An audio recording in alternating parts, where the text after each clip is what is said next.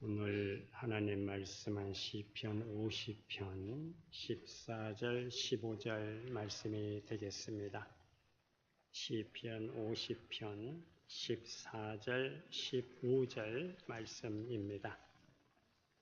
감사로 하나님께 제사를 드리며 지존하신 이에게 내 소원을 갚으며 환난 날에 나를 부르라. 내가 너를 건지리니 네가 나를 영화롭게 하리로다. 아멘. 오래된 붐 여사의 은신처라고 하는 참 많이 알려진 책이 있습니다.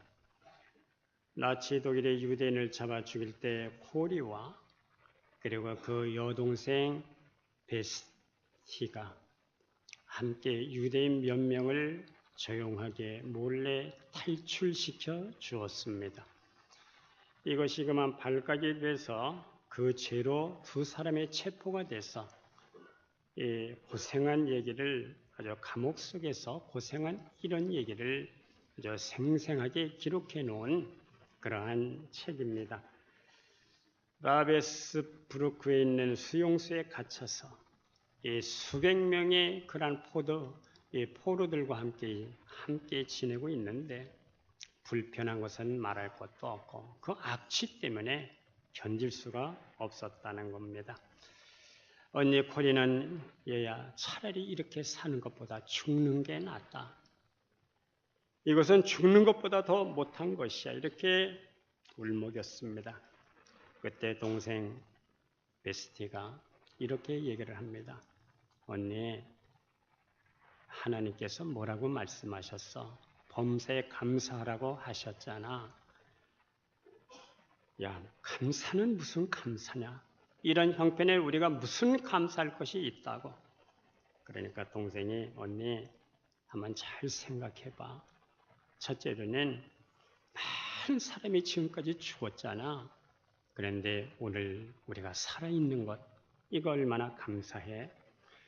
그리고 언니하고 나하고 둘이 함께 있다는 것, 이것 또한 얼마나 감사한 일이야. 그리고 또 봐, 우리 손에 지금 성경책이 있잖아. 이 성경을 통해서 이곳 사람들에게 말씀을 전할 수가 있다는 것, 전도할 수 있다는 것, 이게 얼마나 감사한 일이냐. 그래, 네 말이 맞다. 그래서 이 두 자매는 다시 감사 기도를 드렸습니다. 그런데 또 벼룩이 얼마나 많은지 이렇게 벼룩에게 시달리면서 우리가 살아야 되는 거야. 동생이 또 입을 뗍니다. 이 벼룩에 대해서도 우리가 감사해야 될 것이야. 무슨 벼룩에 대해서 감사할 것이 있어? 시간이 지나 두 사람은 재심사를 거쳐서 이제 자유의 몸이 됐습니다. 자유의 몸이 되면서 쓴 책이 바로 벼룩에 대해서도 감사해야 된다 하는 겁니다. 이유는 벼룩이 얼마나 많은지, 이 벼룩이 사람을 얼마나 괴롭히는지 다른 감방은 감시가 너무 심해서 옆 사람하고도 말을 할 수가 없는데 이 벼룩이 많은 이 방은 벼룩에 올라올까 봐 감시병이 오지를 않습니다. 경비병이 오지를 않는다 하는 겁니다. 그래서 한 번만 왔다 가면 그것이 벼룩에 올라서 며칠 동안 고생한다는 소문이 돌아서 어느 경비병도 이 감옥에는 오지 않았다는 겁니다. 그래서 감시를 받지 않고 서로 전도할 수가 있었고 얘기를 할 수가 있었고 그래서 이 벼룩 때문에 하나님 앞에 감사했다 하는 겁니다. 오늘 우리 한국교회가 추수감사 절기로 지키는 주일입니다. 여러분 무엇을 감사하고 있습니까? 지구촌에서는 5초에 한 명씩 사람이 죽어나가고 있습니다. 50%, 60%가 바로 어린 아이들입니다. 그런데 우리는 굶어 죽지 않고 여기까지 살아온 것, 일용할 양식을 주신 것 얼마나 감사합니까? 또 통계를 보니까 1년에 대구에서도 얼마나 많은 사람이 죽는지 몰라요. 교통사고로 죽고 암으로 죽는데 4분의 1이 위암이고 간암입니다. 암으로 죽는 인원도 많은데 하나님께서 여기까지 우리를 살려주셨으니 참 얼마나 감사합니까? 성도는 감사할 조건을 찾아서 헤아려서 감사해야 되는 것입니다. 스캇 팩이라고 하는 사람이 아직도 가야 할 길이라는 책에서 결론을 이렇게 내립니다. 결국 감사도 선택이다. 감사도 결국 선택이라는 겁니다. 감사는 어떤 환경의 결과로 우러나오는 것이 아니라 어떤 환경에 있든지 내가 감사를 선택하느냐, 내가 원망을 선택하느냐, 결국은 내가 선택해야 된다는 겁니다. 여기서 우리가 감사를 선택하면 운명이 바뀌어지고 그리고 판도가 달라지게 된다는 겁니다. 우리는 종종 경험합니다. 환경이 좋아서 감사가 저절로 우러나오는 것이 아닙니다. 어떤 환경 속에서도 감사하는 사람은 계속 감사하고 아무리 좋은 환경 속에서도 역시 원망하는 사람은 역시 원망을 합니다. 때문에 감사는 환경의 결과가 아니고 항상 연속적인 선택이라는 겁니다. 내가 무엇을 선택하느냐 하는 겁니다. 어떤 체질로 내가 살아가느냐 하는 겁니다. 감사의 체질인가, 원망 불평의 체질인가, 내가 오늘 이 시대를 살아가면서 어떤 체질로 내가 살아가느냐 하는 겁니다. 여기서부터 판도가 달라지게 된다는 겁니다. 우리는 부득불 환경 속에서 살아갑니다. 혹 불행이라는 환경 속에서도 불행을 축복의 모습으로 다른 모습으로 볼 수만 있다면 이 사람은 감사할 수가 있습니다. 또 불행이 다른 축복의 동기가 될 것이다, 계기가 될 것이다 하는 믿음을 갖고 있다면 우리는 감사할 수가 있습니다. 행운이 주어질 때에도 이것이 우연이라고 생각하는 사람은 감사하지 않습니다. 그러나 이것은 하나님이 주신 선물이야. 하나님이 주신 은사야 할 때 우리는 감사할 수가 있습니다. 이것은 내 수고의 결과가 아니야. 이것은 하나님의 은혜야. 이것을 깊이 깨닫는 사람이 감사할 수가 있습니다. 감사라고 하는 말을 헬라어로 유카리스토스라고 말합니다. 이 말은 은혜라고 하는 카리스와 기쁨, 카라라고 하는 말의 합성어입니다. 그래서 감사라고 하는 말 유카리스토스가 어원이 똑같아요. 그래서 은혜의 별명이 바로 감사입니다. 하나님의 은혜에 대한 감사한 마음이 들기까지는 인간은 결코 행복해질 수가 없습니다. 아무리 많이 가지고 있고 아무리 많이 누리고 있어도 감사한 마음이 없이는 우리는 행복한 마음이 들지가 않습니다. 왜 우리가 하나님 앞에 감사해야 되겠습니까? 그것은 먼저 하나님은 감사하기를 원하시는 뜻이 여기 있기 때문입니다. 우리는 말씀 잘합니다. 데살로니가전서 5장 16절 17절 말씀, 항상 기뻐하라, 쉬지 말고 기도하라, 범사에 감사하라. 이것이 그리스도 예수 안에서 너희를 향하신 하나님의 뜻이니라. 이 감사가 명령어로 되어 있습니다. 기뻐하라는 것도 기도하라는 것도 감사라는 것도 이거 명령어로 되어 있습니다. 이것이 하나님의 뜻이라는 겁니다. 우리를 향하신 하나님의 기대가 여기에 있습니다. 그리스도인은 언제나 하나님의 뜻을 먼저 생각하는 사람들입니다. 내 느낌대로 살고 내 기분대로 살고 내 뜻대로 산다면 감사하지 못할 조건들이 얼마나 많은지 모릅니다. 그러나 성도는 감사하지 못할 상황 속에서도 감사할 조건을 찾아서 헤아려서 감사하는 사람들입니다. 우리 가정 속에서도 그 가정이 얼마든지 지옥이 될 수가 있고 얼마든지 천국이 될 수가 있습니다. 우리가 가정생활을 하면서 서로 원망이 있고 불평이 있고 다툼이 있고 폭언이 있고 증오가 있다면 그 집은 얼마든지 지옥이 될 수가 있습니다. 그러나 그 가정에 노래가 있고 믿음이 있고 사랑이 있고 감사가 있다면 바로 그 가정은 얼마든지 천국이 될 수가 있습니다. 때문에 행복과 불행, 천국과 지옥, 그것은 감사가 있느냐 없느냐에 바로 달려 있는 것입니다. 그리고 감사는 겸손한 자의 것입니다. 겸손함이 있어야 하나님의 은혜가 느껴지는 것이고 보여지는 것이고 그리고 들려지게 되는 것입니다.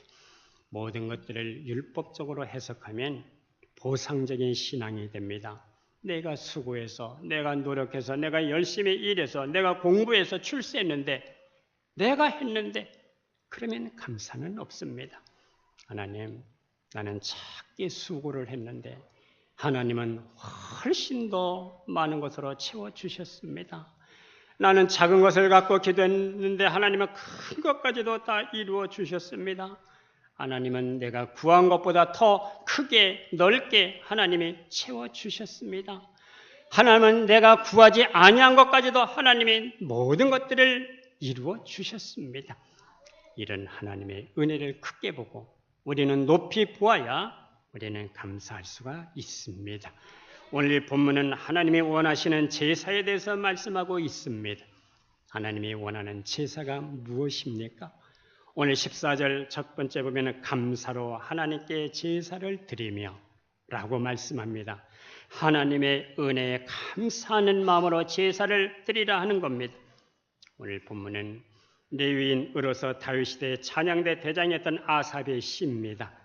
이 본시는 하나님이 받으시는 참된 제사는 짐승의 피로 드리는 짐승의 좋은 것으로 드리는 그런 형식적인 제사가 아니라 하나님께서 여기까지 베풀어 주신 은혜에 감사하는 마음으로 드리는 제사, 하나님은 그것을 받으신다는 겁니다.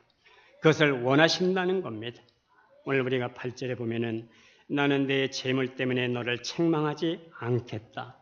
그리고 13절에 보면은 내가 수수의 고기를 먹으며 염소의 피를 마시겠느냐? 하나님이 먹을 것이 없어서 너희가 주는 이 수수의 고기를 내가 좋아하고 피를 내가 마시겠느냐?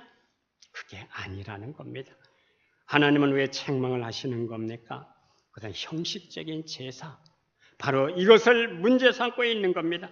제사를 드리긴 드리는데 마음이 멀어요. 하나님 앞에 예물을 드리긴 드리고 제사를 드리긴 드리는데 감사가 없습니다. 하나님은 네 재물에 문제가 있어서 너를 책망하는 것이 아니라 내가 수수의 고기를 먹고 싶어서 염소의 피를 마시고 싶어서 너의 제사를 문제 삼는 것이 아니라 너의 중심으로부터 흘러나오는 감사로 드리는 제사가 없었다는 겁니다. 요즘으로 말씀을 드리면 감사함으로 드리는 예배가 아니었다는 겁니다. 감사가 없었다는 겁니다. 하나님은 오늘도 우리에게 감사로 드려지는 예배를 원하시고 계십니다. 성령과 진리와 감사로 예배할 수 있기를 주의 이름으로 축복합니다. 내 영혼의 깊은 곳에서 흘러나오는 영적인 감사로 드려지는 그 예물, 제물이 될 수 있기를 주의 이름으로 축복합니다. 우리가 하나님 앞에 예배를 드리고 삶을 드리고 물질을 드린다 할 때 이 드린다고 하는 의미에서 먼저는 결정적인 사건을 우리는 한 번 이상 경험해야 됩니다. 이 결정적인 경험이나 내 인생을 여전히 전환시키는 시간이 없다면 우리는 감사할 수가 없습니다. 내가 오늘 성령의 역사와 그리고 말씀을 듣는 가운데 주께서 나를 십자가의 보혈로 값주고 사셨고 그리스도가 내 안에 들어오셔서 나를 인격적으로 대해 주시고 나를 억지로 탄압하면서 강압하면서 나를 끌고 가시는 하나님이 아니라 하나님이 나를 용서해 주시고 나를 은혜 가운데 이끌어 주시기 때문에 하나님, 내 자신을 하나님 앞에 드립니다. 내 모든 것들을 다시 한번 하나님 앞에 드립니다. 나는 주님의 것입니다. 우리가 이 땅을 살아가면서 하나님의 임재가 나를 통해서 드러나기를 원합니다. 하나님의 강력한 다스림이 내 영과 혼과 육체까지 강력하게 나타나기를 원하오니 주님, 저를 받아주십시오. 우리는 이런 기도가 필요합니다. 부디 나를 하나님이 연락해 주시는 삶이 될 수 있기를 주의 이름으로 축복합니다. 이제 두 번째는 구별되게 드리는 거룩한 삶이 있어야 됩니다. 같은 금이라 할지라도 하나님 앞에 드려진 것만이 거룩한 금입니다. 똑같은 소라 할지라도 분리시켜 하나님의 제단에 바친 소만이 거룩한 제물이 됩니다. 성도는 내 자신을 거룩하게 구별되어 하나님 앞에 바쳐지는 삶을 살아가야 됩니다. 이 구별된 삶을 하나님이 연락해 주시는 것입니다. 나의 입술의 모든 말과 나의 마음의 묵상에 주께 연락되기를 원하네. 우리의 예배도 우리의 행위도 심지어 속으로 말하는 말까지도 밖으로 내던지는 말까지도 주 앞에 연락되는 우리의 모든 행위가 될 수 있기를 주의 이름으로 축복합니다. 하나님 앞에 드려지는 삶은 우리를 생명의 성령으로 살게 하시는 겁니다. 하나님의 임재를 우리는 날마다 확보되게 하기 위해서 우리는 이 땅을 살아갈수록 하나님의 성령으로 사는 영적인 사건들이 내 안에서 더욱 풍성하게 나타나져야 됩니다. 그래야 우리의 속사람이 더 강건하게 그렇게 될 수가 있습니다. 내 안에 계신 주님이 이론이 아니라 실체가 될 수 있기를 주의 이름으로 축복합니다. 하나님의 임재가 공부해서 교리로 배운 것이 아니라 내 삶 속에서 실체화로 나타날 수 있기를 주의 이름으로 축복합니다. 우리의 포도주 부대가 이 부대가 옛사람 때문에 터지는 것이 아니라 터지지 않기를 새가죽 부대로 이 땅을 살아갈 수 있기를 주의 이름으로 축복합니다. 오늘 우리가 본문 15절에 보니까 환난 날에 나를 부르라 내가 너를 건지리니 네가 나를 영화롭게 하리로다. 환난을 당할 때 하나님을 부르면은 하나님께서 책임져 주시고 하나님의 능력과 하나님의 방식으로 모든 이 환난을 해결해 주시겠다고 말씀을 하십니다. 입을 열어서 부르짖어 하늘을 향해서 두 손 들고 기도할 수 있기를 주의 이름으로 축복합니다. 6.25 때 인민군에게 포로로 잡혔다가 기적적으로 살아나서 남한에 내려와서 목사님이 된 분이 있습니다. 이분이 6.25 때 국군으로 참전했다가 인민군에게 포로로 잡혔어요. 그래서 이제 다른 포로들과 함께 다 총살형을 당하게 됐습니다. 인민군의 삽덩이 몇 개를 던져주면서 땅을 파라는 겁니다. 네가 죽으면 네가 묻혀야 할 땅을 네가 스스로 파고 그렇게 하라는 겁니다. 그리고 이제 구덩이를 다 팠습니다. 포로들이 한 줄로 쭉 세워져서 인민군이 이제 총을 쏘려고 하는데 인민군 대장이 동무들 마지막으로 할 말 있으면 해보라고. 그랬더니 목사님이 할 말은 없는데 그저 마지막으로 노래나 한번 불러보겠습니다. 그래, 불러보라고. 그래서 그는 눈을 감고 찬송가를 불렀습니다. 하늘 가는 밝은 길이 내 앞에 있으니 3절을 부를 때는 두려운 마음이 다 사라졌어. 이제 곧 내가 천국에 들어간다는 웬일인지 가슴이 벅차. 웬일인지 기뻤어요. 내가 천성 바라보고 가까이 왔으니 아버지의 영광 중에 나 쉬고 싶도다. 나는 부족하여도 영접하실 터이니 영광 나라 계신 임금 우리 구주 예수라. 그런데 갑자기 총소리가 빗발치듯 총소리가 나면서 놀라서 쓰러졌는데 정신을 차리고 보니까 누가 자기를 얻고 막 달려가는 겁니다. 눈을 들어보니까 국군 쪽으로 달려가는데 그래서 살아났습니다. 나중에 알고 보니까 인민군 중에 한 사람이 억지로 인민군으로 잡혀왔는데 장로님의 아들이었어. 그가 찬송가를 부를 때 얼굴에 환해지는 걸 보았어. 그 순간 마음에 감동을 받고 포로들을 향해서 쏘아야 할 총을 거꾸로 인민군을 향해서 총을 쏘고 그리고 그 사람을 얻고 국군 쪽으로 달려와서 함께 살아났다는 겁니다. 그 목사님은 지금도 이 찬송을 부르면 눈물을 흘리며 부른다고 하십니다.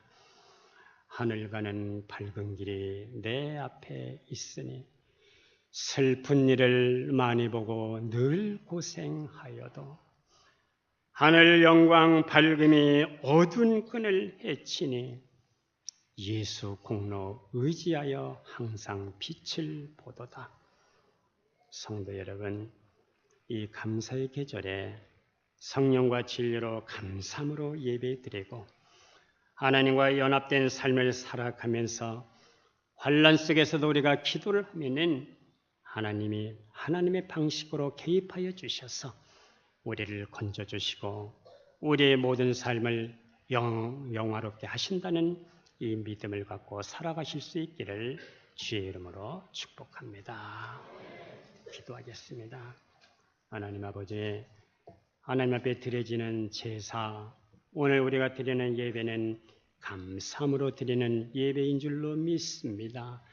지나간 1년 동안 이모저모 사건도 있었지만은 오늘 우리가 성령과 진리로 예배하면서 감사함으로 드려지는 우리의 복된 예배가 되게 하여 주셔서 우리의 삶과 우리의 예배와 우리가 속으로 하는 말과 우리가 내뱉는 모든 말도 주 앞에 연락되는 모든 행위들이 되게 하여 주시고 우리의 삶이 참으로 하나님 앞에 구별되게 하여 주셔서 환난 날에 하나님 앞에 부르질 때 하나님의 방식으로 하나님의 뜻대로 모든 것들이 순조롭게 이루어지는 우리의 모든 삶이 되게 하시옵소서.